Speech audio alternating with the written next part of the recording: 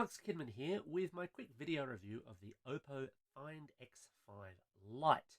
Now, the Find X5 Lite is also sold as the Oppo Reno 7 5G in some markets, and it's not really a member of the Find X5 family if you want to be strict about these kinds of things. It's just branded that way.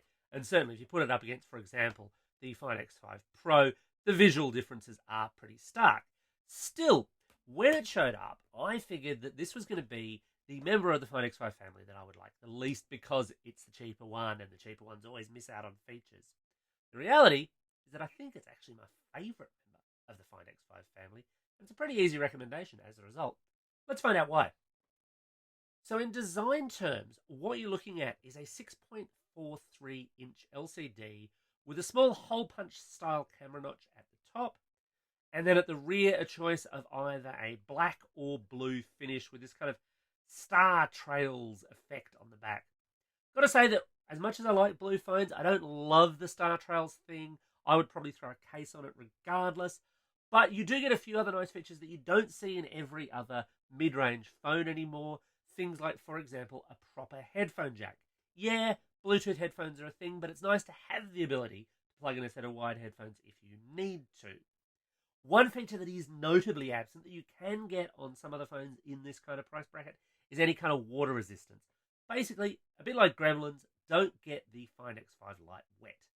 So what about cameras? I mean, Oppo prides itself on being a camera phone company, right?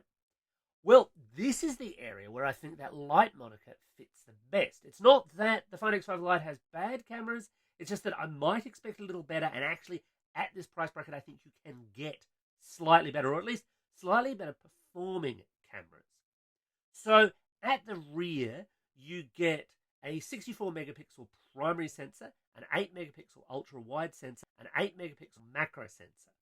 So let's take those in reverse order of size. Macro sensor shoots about as well as everyone else's macro sensor, which is to say it can be really tough to get a good shot out of this thing. The light's got to be just right, it's got to be quite steady. It's hard work, and it's just, your end results are not great. Rarely terrible, but not great, and you will have to fight to use it a bit. The ultra-wide fares a little bit better, but it tends to, at least in my view, shoot a little bit dark in most scenes. This just seems to be a thing with the Find X5 phones this year, that they're slightly underexposing shots a lot of the time. It's workable, but it's not great, which means really what you end up doing is shooting with the 64 megapixel primary sensor an awful lot. This is also where you get zoom, but of course there's no telephoto lens, so it's just digital zoom. And the end results, look, they're okay. They're nothing spectacular. The same is true, by the way, of the 32 megapixel front-facing sensor on the camera. You can take reasonable selfies, and of course, because it has beauty modes, because Oppo phones have had beauty modes forever, you can turn yourself into kind of a weird plastic-looking alien. If that's your style, it's not my style. Ultimately, I sort of wanted more out of the cameras. It's not that I expected that it would go toe-to-toe with the X5 Pro or with anyone else's true flagship phones. But in this space, you could get any number of Samsung phones, Google phones, Apple phones that will shoot just a little bit better than this will, even despite the fact that some of those only drop down to 2 or even single lenses.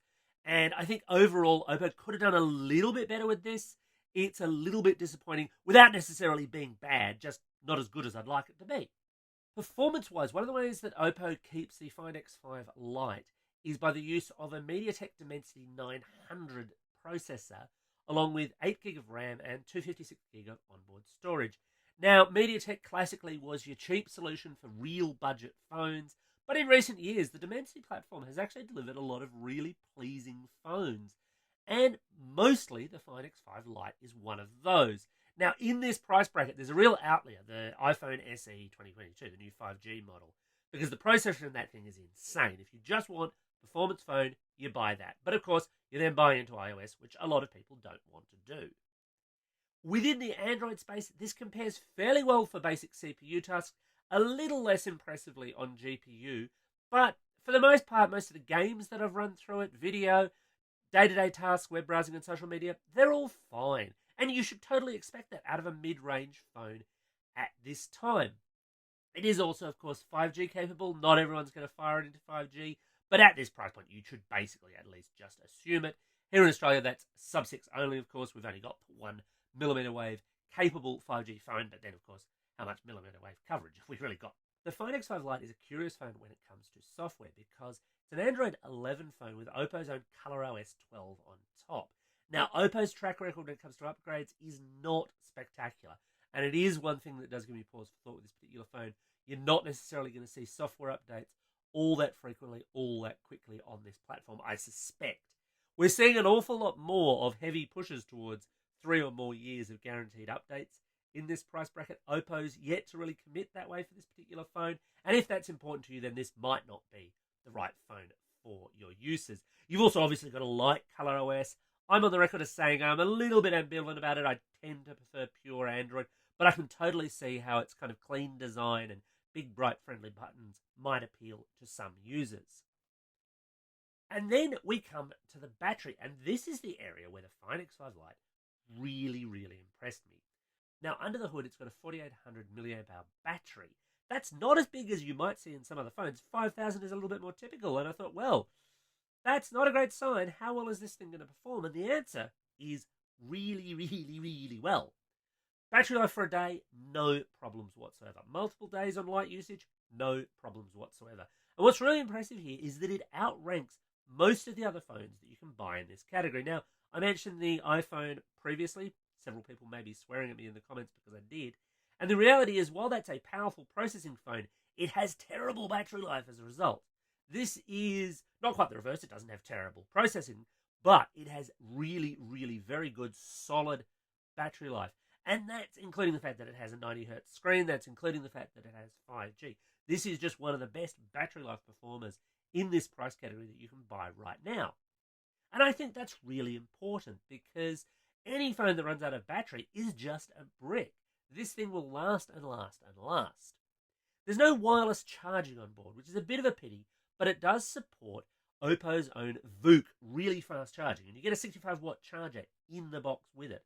So you can top this thing up really, really quickly, even if you do forget to charge it overnight, as long as you've got that regular charger with you. It will, of course, take charge from other chargers just a bit more slowly. So, who's it for? Look, if you're after a mid-range phone with really good battery life, this is an easy recommendation. It's much better than anything that I've tested in this price bracket to date. However, there are some caveats there. There's no water resistance, there's no wireless charging, and the cameras are more on the average side than the good side, which is rare for Oppo. This is something they usually pride themselves on, and certainly something they're pushing heavily with the Find X5 brand, although, of course, you don't get the Silicon MPU in this particular device. It retails in Australia for around $799 outright right now in this blue finish or in black, and is available right now. Anyway, that's my quick take on the Oppo Find X5 Lite. Got any thoughts, anything you want to know? Let me know in the comments below, and as always, thanks for watching, and don't forget to hit like and subscribe.